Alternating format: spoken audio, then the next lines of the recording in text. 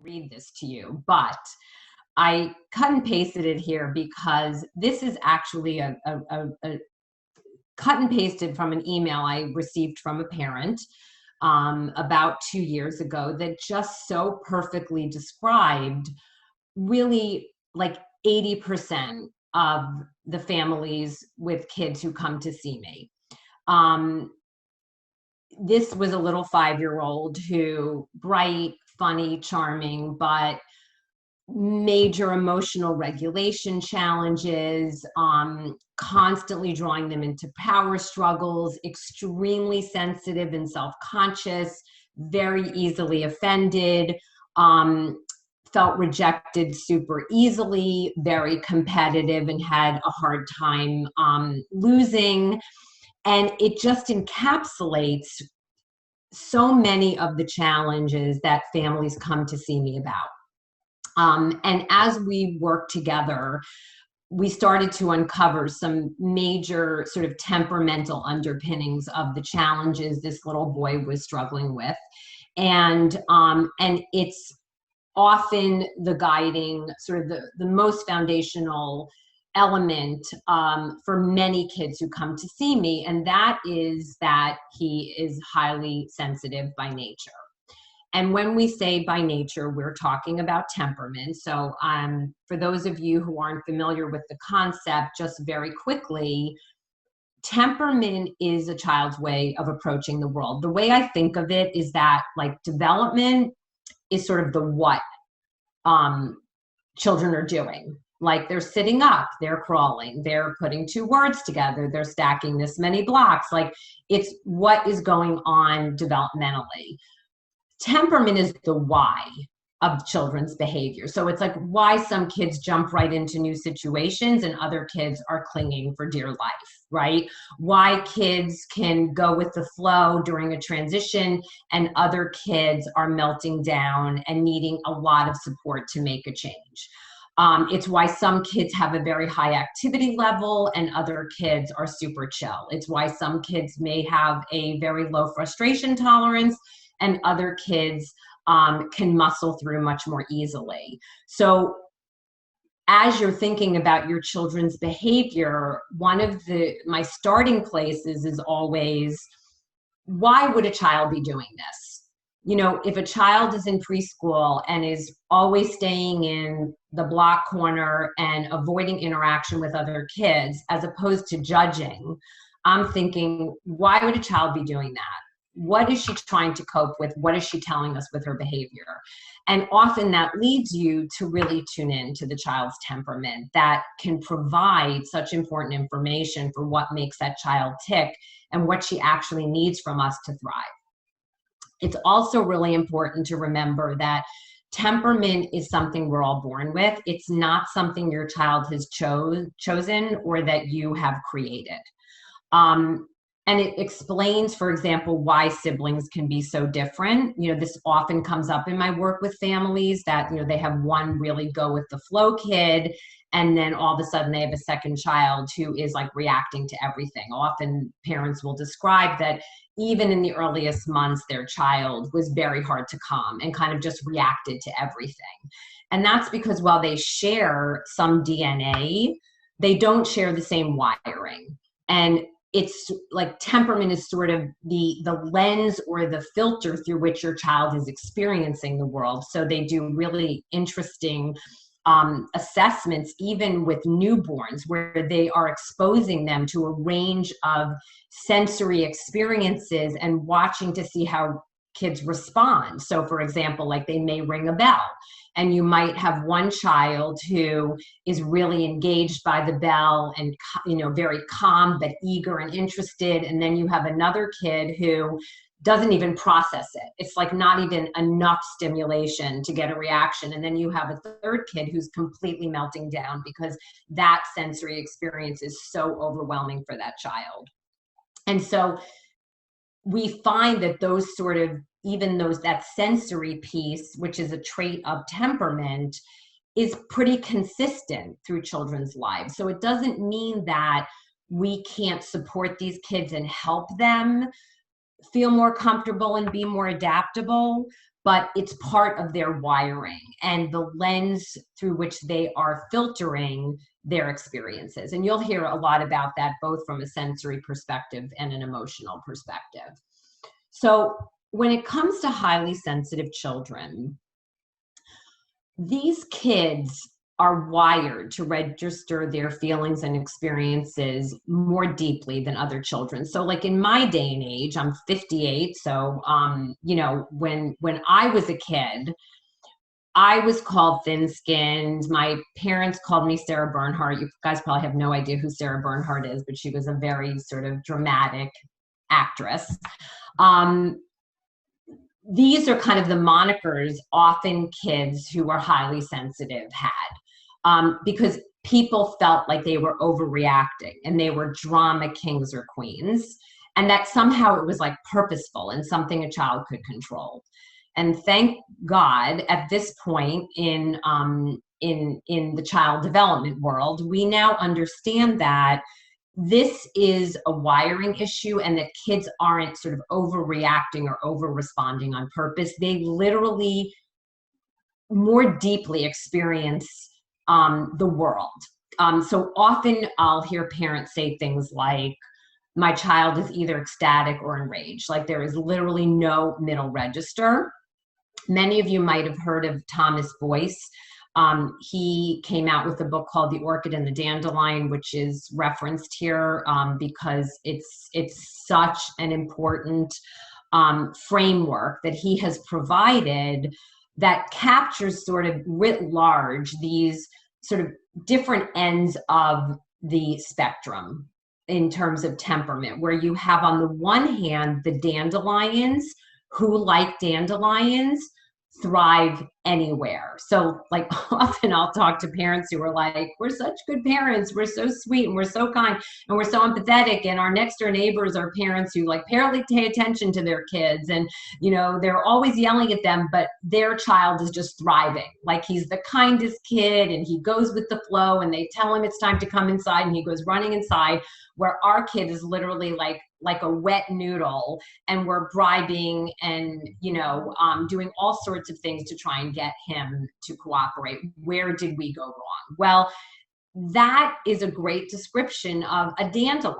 They just weather life's ups and downs much more easily. They sort of live in this middle range where nothing really phases them in the way that it does for kids on the other end that we think of as orchids, right? And like orchids who, you know, too little water, too much sunlight, you move them this way or that way, and they're deeply affected by even tiny, tiny changes in their environment.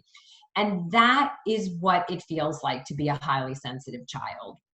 They are so much more reactive to even the slightest changes in their world. So for example, when my son was, I don't know, like 18 months or 2 years, I had one of these like flip out moments where I woke up and like I hated my hair and I needed a big change, and I'm a very reactive, impulsive person by nature.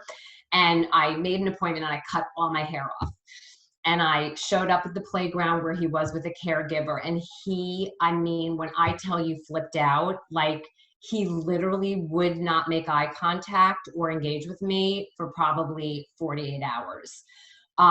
Whereas my daughter, who wasn't born yet, but in similar situations, was not nearly as affected. And that it can be stressful to be a highly sensitive child, because it's almost like they have no filter. Everything breaks through, and that can be really stressful. Okay. One of the ways that highly sensitive kids, and one of the, I think their greatest attributes, because let me just say, in no way am I denigrating highly sensitive kids. As you can hear, I have one he's an amazing, spirited, passionate, wonderful person. And highly sensitive children tend to be some of the most empathetic, passionate, insightful, amazing children. It's just that their intensity can lead to more challenges as they move through the world. And one of their amazing attributes is they have an uncanny sense of self-awareness. They are so tuned in to themselves and others, sometimes to a startling degree. Like, parents will report over and over that their kids picked up on things that they were just startled about. Like, a mom had gotten some troubling news. She had her back to her child, and he came up behind her and said, "Mommy, what's wrong?" Like, they are so tuned in to our facial expressions, our body movements, the tone of our voices, because it's like they're constantly processing. They don't have an off button. And so that makes them incredibly bright and insightful and passionate, but you could see how that could be also really overwhelming, not to have that kind of filter. This is one of my favorites that I share here. Of course, all the names are changed to protect the innocent, but Reuben, this child was not even 4. And he has a mom who is Catholic and a dad who is Jewish. And after the holidays, they were having a conversation with him about what he thought of the holidays. And he literally said this: "I don't like Santa. He keeps asking me if I've been naughty or nice. I can't be good all the time. That's impossible.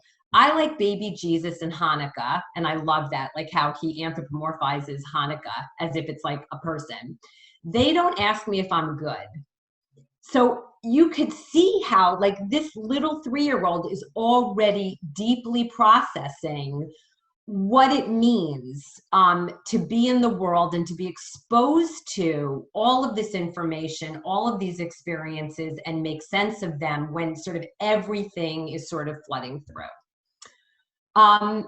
So because of all this, because of their intensity and how much they're absorbing and their brain's not turning off and not having a filter, they get triggered into stress much more quickly, right? So like, if you think about it, we all have, a certain bandwidth, and some of us, it takes a lot to get triggered into stress mode.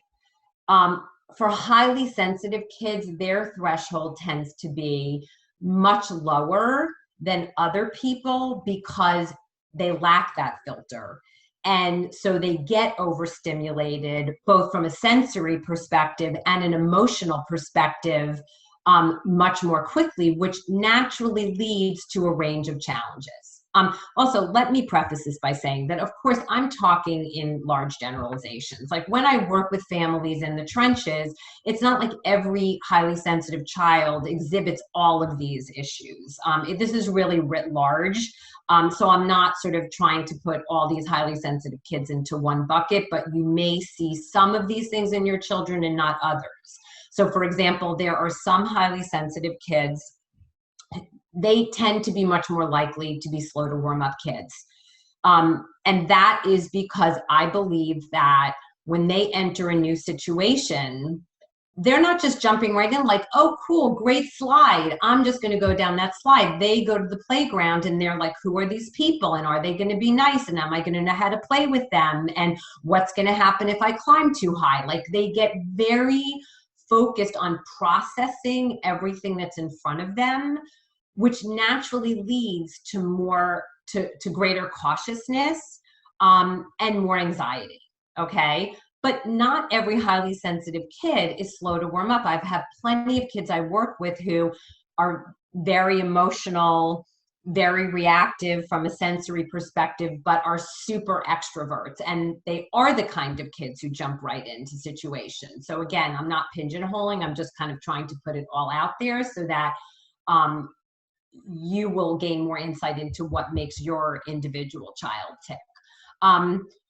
So because highly sensitive kids are processing so much and they tend to get overwhelmed so easily, they do tend to experience more challenging behaviors.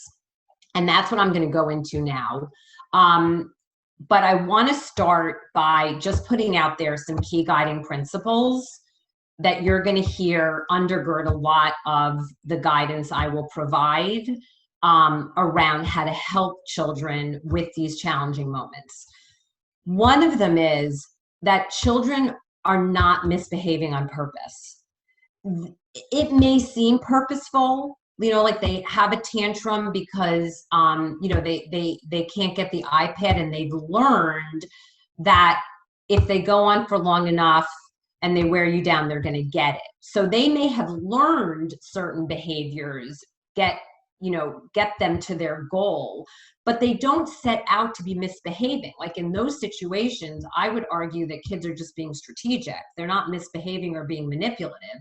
They've just figured out the system. And because they are fierce and they can be very persistent, parents often do get worn down. And this is the thing I hear from almost every parent of a highly sensitive kid, is they are just exhausted. These kids are exhausting because they will just go the distance to pursue their agenda. And with at least the families I'm working with, where both parents are trying to work, some of the kids are still home, they're trying to manage that work-life balance, and the stress levels are just, out the roof.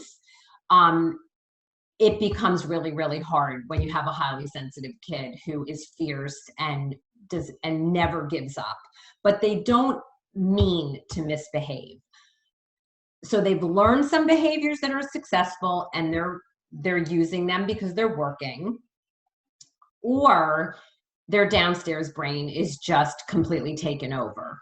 And they can't cope. You think they should be able to. And this I find is very true by the time kids get 3, 4, 5, that parents expect kids to be able to exert much more self-control than they're actually able. So yes, while there is some growth in that, prefrontal cortex that helps kids manage their impulsivity and manage their emotions, it's highly dependent on the child's temperament.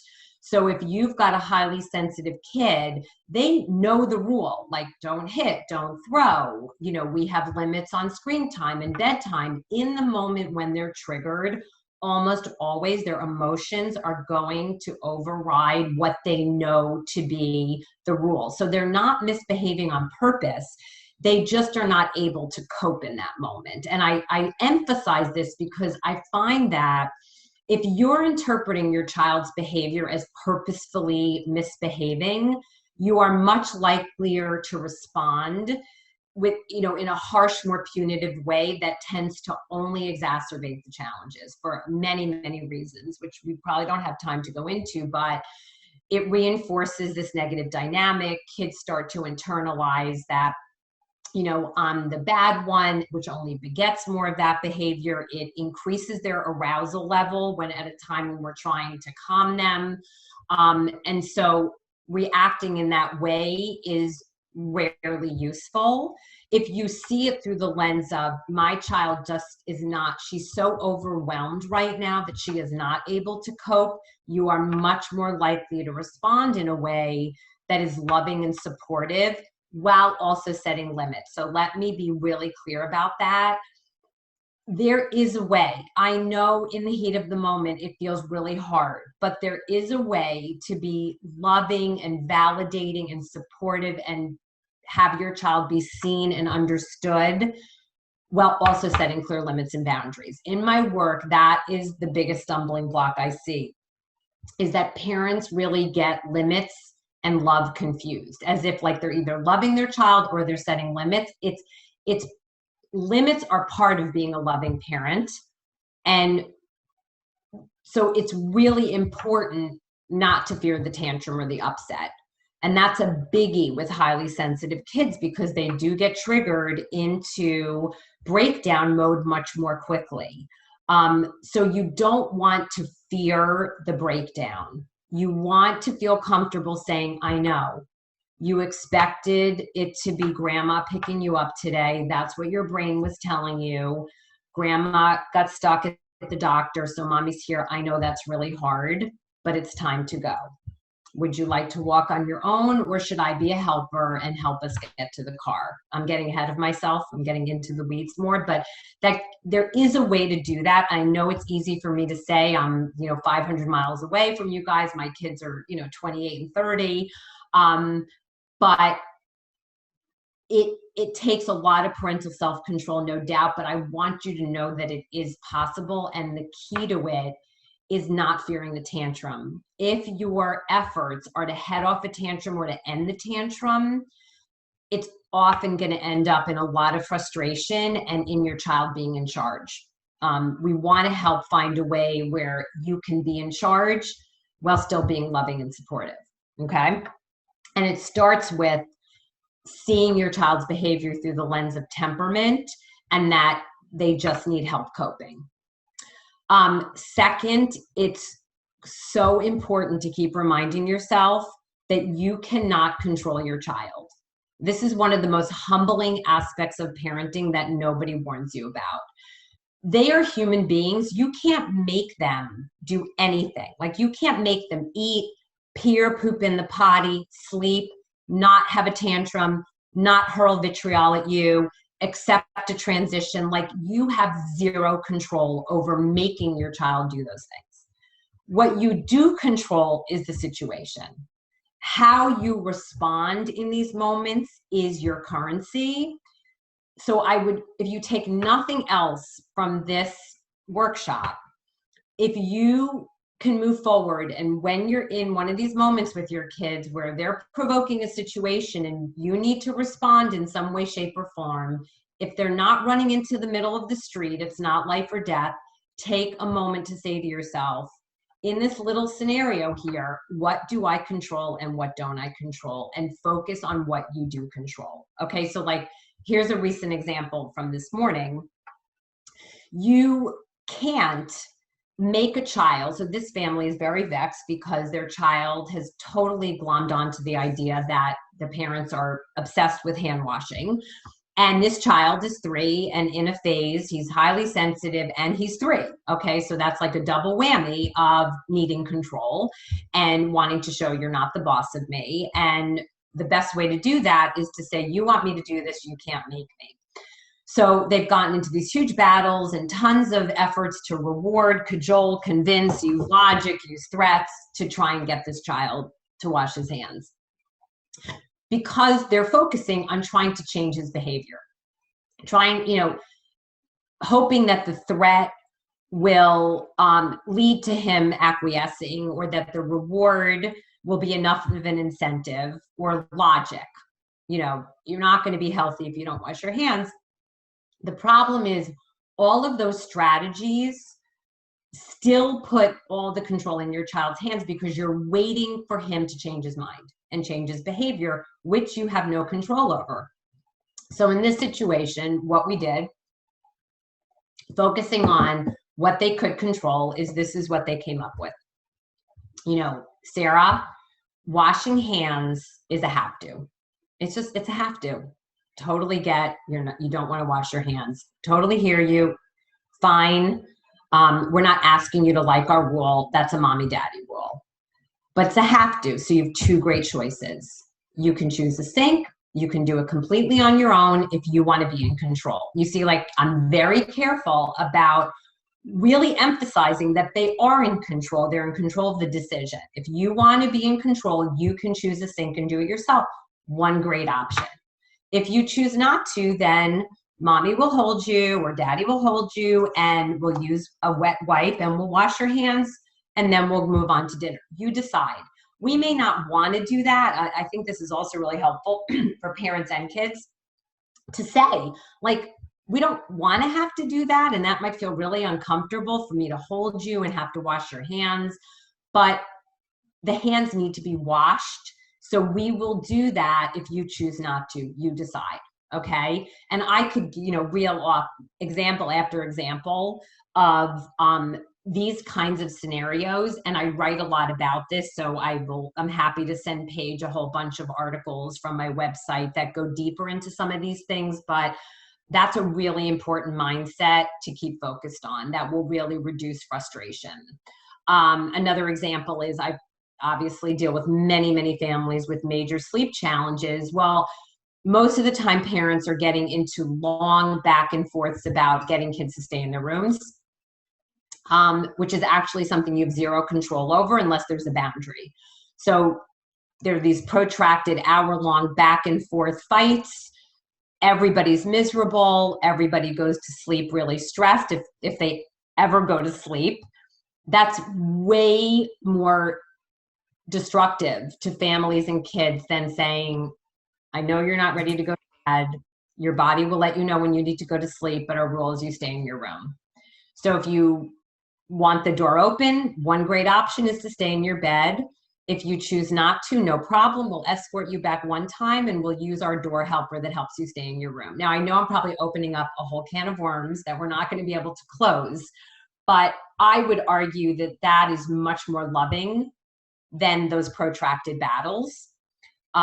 Because when you can control the situation, you are able to be much more loving and supportive because you know you have a plan. So when families I work with do this, bedtime goes from being this incredibly stressful hour or 2 hour ordeal when it should be a time of connection and love. When they set the boundary and they're clear and loving about it and the child adapts, bedtime completely transforms into that loving, connected moment that is actually what is most loving for your kids. But that is a major trap many, many parents fall into, especially with highly sensitive kids, because of how fierce they are and how far they will push the limits and how hard it is to stay loving and firm. But you will have a better chance of doing that if you focus on what boundaries and limits can we set that we actually control, that don't depend on our child's cooperation. And the other thing, I'm not going to go into this long because I realize it's already 1:34, and I'm going to sort of go through the rest of these slides so you can ask questions. But it's also very important not to take what your kids say or do literally. Like when they say you're a stupid poopy face and I hate you, it's just their way of saying I'm unhappy with a limit you're setting right now. And I see parents of highly sensitive kids getting into a lot of trouble by getting reactive. You know, you can't talk to me that way. If you talk to me that way, you're not getting any TV for a week. When kids say provocative things, they're looking to yank your chain and gain some control. The more you react to it, the more it works. It goes into the win column and it just reinforces it. So we'll get more into that in some of the cases, and I've written a lot about this too, but I would have you really think about, like, when you know your child even hurts you physically, like they throw something at you or they hit or bite you, they don't mean to be harmful. They've just lost control. And when we have a big reaction, it only amplifies their distress and their arousal level, and things just spiral. It's much more helpful to say, I know you don't want to hit mommy. Your body lost control because you're in red zone and we're going to help you take a break. Okay.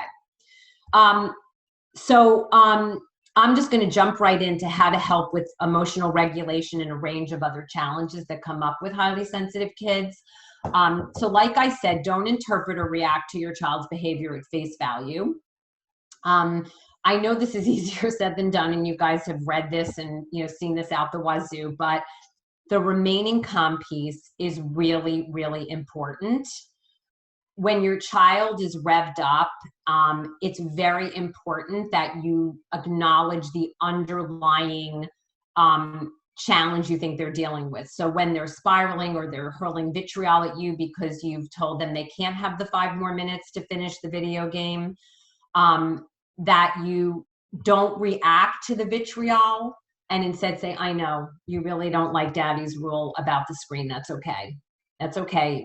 But that's a have to. The screen's going to go away. And if your mind and body needs to be upset, no problem. That's where you get into, let them have their upset. That's not detrimental to kids. That's just part of the learning process. And the more you try to make it all better, usually the worse it gets. Almost every time, I get a lot of video from parents now because I can't do home visits. And that is almost always the biggest pitfall, is the child gets triggered into upset. And then the parent tries to do all of these things to make it all better, which almost always ends up leading to more dysregulation, not less. It actually can be the most loving thing to say, I know, bud, you're so disappointed right now. Your whole mind and body feels out of control. No problem. I mean, we're not going to have a lot of time to get into sort of safe spaces and cozy corners, but the idea is to have a plan for a place where your child can shake his sillies out, that is not separating him and saying, I don't care about your feelings. There's a lot of confusion about like timeout and what to do when kids are in the red zone, which we won't have a lot of time to talk about, but I will send articles about. I find that having a space that throws a monkey wrench into a highly tense, aggressive interaction is actually much more loving for kids than trying to make it all better. I already talked a little bit about this idea that highly sensitive, so they're more reactive and emotional by nature. We've covered that. I've talked about how they tend to be more fearful and cautious. I've got a lot of tools for helping kids with that. Again, we're not going to have a ton of time to go knee deep into these things, but one of the things I find really helpful with the fearful and cautious kids is to teach them about their worry versus their thinking brain. I had a situation where parents knew that their child would love swim class and it would be great for him, but he was one of these kids where anything new, his immediate reaction was no. It was completely irrational, but kids are largely driven by their emotions. He's not going to step back and say, swimming would be a really good activity for me, so I'm going to override the anxiety I have about doing this new activity and what it's going to be like in order to muscle through. Like, that's our job, is to get them to that place. And the way with this family that it worked was the parents said, we signed up for swimming class, we're going to go. Like, that's going to happen. We're going to go for 4 times. Once we're there, you decide what you want to do. I find this is a very important tool. If you say to your fearful and cautious kid, if you always give them the choice, their tendency is going to be to avoid everything, which is not helpful to them. Just because that's what feels comfortable to them doesn't mean that's what they need. And this model that I'm going to tell you about with the swimming, I find works in many situations when you have kids who just say no to everything. So they just said that we're going to go, and it could be soccer class, it could be, or whatever it is you feel your child would thrive in but is resisting. We're going to go. Once we're there, you decide. Let's talk about all your worries. And we just put all the worries on the table. So for this child, it was like, the teacher's going to yell at me for not knowing how to do the swimming strokes, or I might drown. And so the first day they went, the mom just sat there with him on the side of the pool, and they watched and they talked about what they were seeing and said, well, what's your thinking brain? Because your thinking brain is the part of your brain that helps your worry brain know that those are things that are just in your head that may not be real. And then we helped his thinking brain go through all the worries and reassure the worry brain that he could be okay. So again, I have a lot of writing about this that I'll send, but that I find is a really important tool for kids who are fearful and cautious. And again, the important thing is we're never pushing kids. We're never forcing them. We're not throwing them into the pool, which only engenders obviously much more fearfulness and a lack of trust in you. But in this model, you're saying, I know new things are hard. We are going to go and watch so you can decide how you want to engage. And what you find is that once they're there and they start to watch and you do not force them to engage, which by the way, of course, you really can't anyway. You can't like make a child play soccer or make a child swim.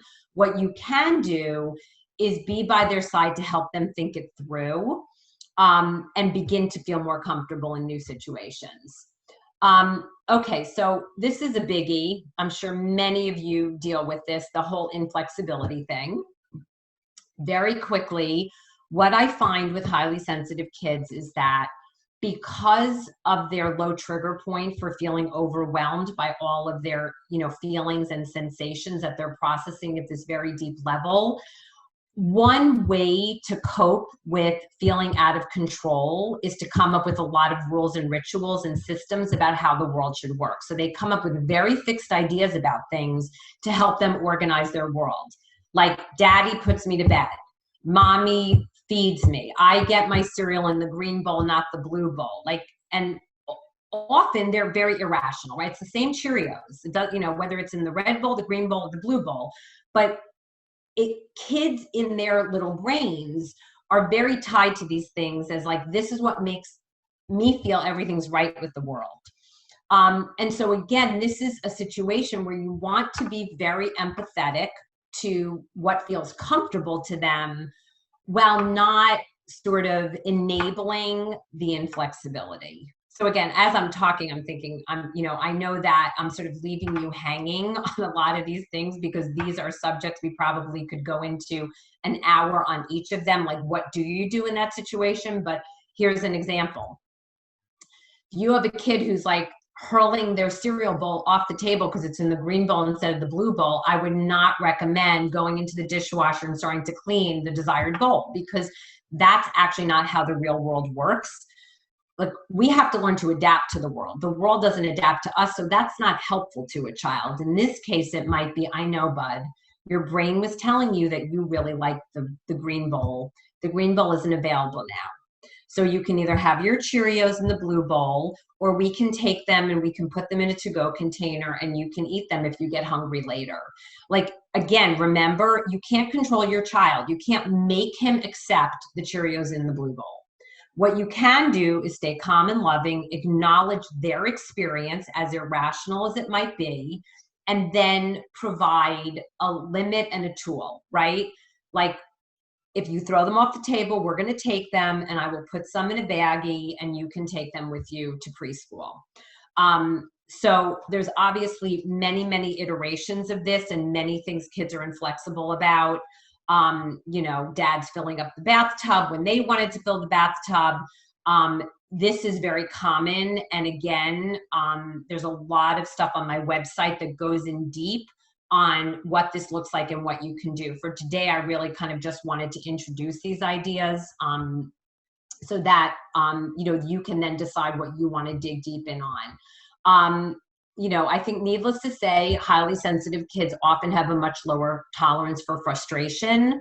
Again, the critical first step is always going to be total validation of their experience in that moment. These kids get triggered into high arousal so quickly that it's critically important that we start to calm their nervous system. And the best way to do that is just by acknowledging their reality. It doesn't mean you're agreeing with them. You're just acknowledging their discomfort. I know you wanted the O. I had a kid who was drawing O's or a letter with his dad, and he just completely lost it when it didn't look exactly the way he wanted it to look. Jumping right in to make it all better is almost always something that backfires because it only increases the child's arousal. I don't know if any of you have this experience, but I know with my partner that when I'm stressed and something isn't working the way I want it to, and he starts chiming in with a brilliant suggestion, it only makes me feel worse. It does not help. And I think for most kids that they need to calm first, and then you can partner with them to problem solve. Highly sensitive kids also tend to be perfectionists. I see a lot of kids where they fly off the handle very quickly. Of course, this is connected. They're really all interconnected when you think about it, but this is very connected to the low frustration tolerance. They have a very specific idea about how things should be, and they have very, very low threshold for things not happening exactly the way they want it to. So it's also connected to the inflexibility. And it almost always goes back to the same underlying issue, which is they feel out of control. If something doesn't go or look exactly the way they want it to, they get triggered into stress mode. It's very important with kids or perfectionists. Remember, you can't make them feel differently. So cheerleading, oh, this is great, but you did such a good job. All that stuff that we tend to say to make it all better actually backfires because it doesn't meet the child in their reality. So what I find with kids who are perfectionists, that the best thing to do is to just acknowledge, I know it doesn't look the way your mind expected it to be. I totally get that. That feels really uncomfortable to you. What would you like to do? I know it feels really hard, but that, I believe, is the most loving thing you can do, because it's your child's job to figure out how to feel more comfortable with things not being perfect. You can't force that into them. Your job is to partner with them to go through a process where they don't feel judged, they don't feel criticized, they don't have more anxiety because they see how concerned you are about their perfectionism. So when we get revved up and reactive, the message to the child is, oh, mommy and daddy are also really uncomfortable with this. And then they shut down, or it increases their stress. So what you want to do is just acknowledge and help them problem solve and have faith in their ability to work it through with you being a non-judgmental partner. Same thing with sore losers. Highly sensitive kids also tend to be very sore losers. And I think, again, the root cause is the lack of control. Like, they expect and want to win. And when they don't, they get triggered into feeling like that they just can't cope. It has to do, I think, partly with their self-consciousness and the perfectionism piece. Like, again, you see how they're all interrelated. The thing is, what we mostly do in that situation is we tend to say, well, I'm not going to play with you, if you are a sore loser, or we go into a lot of convincing and cajoling, oh, but like, losing is a part of life, which is all true. And there's time to get to that. But I find in the moment, what is most helpful is, again, just to say, I know it's really, really hard to lose. It feels really uncomfortable to you. What would you like to do? If you're playing a family game, I find it's really important to say, I know, but it's really hard for you. This is a group activity. So if you're having a hard time, no problem, you can take a break, because I wouldn't let the child derail your family system. But the more you try and convince or cajole them out of it, usually the worse it gets. You really want to, after the situation, sit with them and say, let's talk. So here's what I find: telling kind of the social story in all of these situations I'm laying out is really helpful. Like, we sat down to play, you really like to win, it feels really uncomfortable, you rolled the die, it turns out you had to go backwards in Candyland, and that makes it really, really hard for you to continue the game. I totally get it. What do you think? What could you do next time? Like, you could stop playing, that's one option. Is that okay with you? Like, you have to get comfortable with your child being the decider, because he is the decider of how he's going to handle these situations. But if you can remain a non-judgmental support to him, not shaming him, not making him feel bad about who he is, but show him that you see him and you're there as his partner and his helper to think these things through, I think it's one of the greatest gifts you can give to your child. Highly sensitive kids, very self-conscious. These are the kind of kids who will say things like, stop talking about me. I had a kid who, like, every preschool event would not participate, and eventually he did, but he had to face backwards. It's really important, again, to acknowledge and respect your child's feelings and not force something that they feel uncomfortable with, because, again, that almost always just backfires. I find that that's where the problems with praise really come in, because praise is really an evaluation. I mean, we could, again, spend an hour on just the problems with praise, but for the purposes of this discussion, what I see as the major challenge is that praise inherently means you're evaluating somebody. And kids who are very self-conscious, part of it is because they feel like people are looking at them and evaluating them. And so that's why, like, I talk to teachers and they're like, oh, we're doing a thumbs down, thumbs up at the end of every day, or we're doing a reward chart. Like, that's where I think those things may be very well-meaning, but end up almost always backfiring, because they actually only increase the underlying issue that's driving a lot of these challenging behaviors. Highly sensitive kids also tend to be easily slighted. They misinterpret situations. Like, a kid decides to play with, a different toy, and they take it personally. Again, these are moments where you're going to want to jump in and say, oh, no, your friend loves you. He loves you. He always wants to play with you. That's almost always going to be our knee-jerk reaction. The problem is it shuts down the discussion, and it doesn't allow for the process that really needs to take place, which is to stay in that moment with your child. Yes, that felt uncomfortable to you. You thought that Nellie was saying that she didn't like you. Let's think it through. And that's where you tell the story and you start to talk about what are other potential explanations for that encounter. That is going to get your child to the point where he is able to look at his feelings and actions and reconsider them. That's really your currency, is providing that kind of partnership. But it means avoiding almost all of our knee-jerk reactions to make it all better, because what happens is we see the situation, we get very anxious about, oh my God, this is going to be terrible for my son. He gives up so easily, or he's constantly not playing with other kids because they won't play his way, and I need to school him on what to do differently so that he will have a better experience in the world. It all comes from an amazing, loving place. The problem is it backfires because it doesn't allow for the process that your child really needs from you. Okay, I'm very aware that we have very little time. I'm sorry, I underestimated how much time it would take to go through all this. So the discomfort being corrected, what I will say to that is, many of you, I'm sure, have experienced your child like covering their ears, laughing, running away.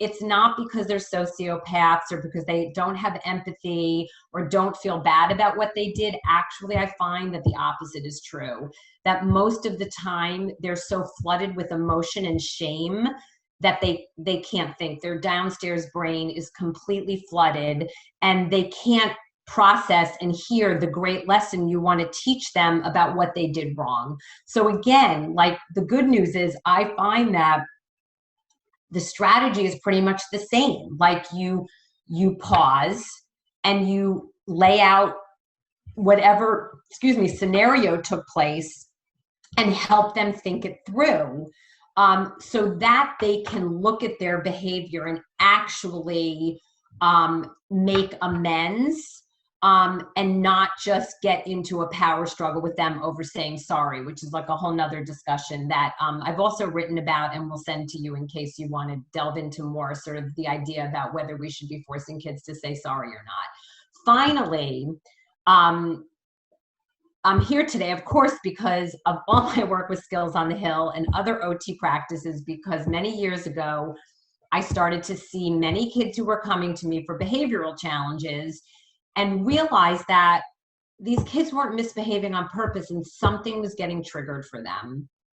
And in a lot of cases, what I find is that more and more, as I'm meeting with families and doing a history and really getting into the weeds about how they react to the world around them, these highly sensitive kids are not just highly sensitive emotionally. Almost always there is some sensory component that is adding to their reactivity, right? So if you are, if different textures and touches and sounds and tastes and textures, if your system is overreactive to those experiences, it's only going to increase your sense of discomfort in the world. So you've got kids who are already emotionally overreacting because of the lack of filter, but added to that is often they also feel bombarded by sensory sensations that their body is not registering or taking care of appropriately. So that's where that sensory processing piece comes in, and why many of the kids I work with, I'm supporting parents on the parenting piece, but they're also in OT because they really need help getting their sensory systems more regulated, because they're not doing these things on purpose. They're trying to meet a need or cope with overwhelming sensation. So I'm going to stop. I will say that I'm happy to stay on an extra 5 or 10 minutes if people want to. I don't know if that's an option page, or we can have a part 2 where people just get to ask questions, but I'm going to stop.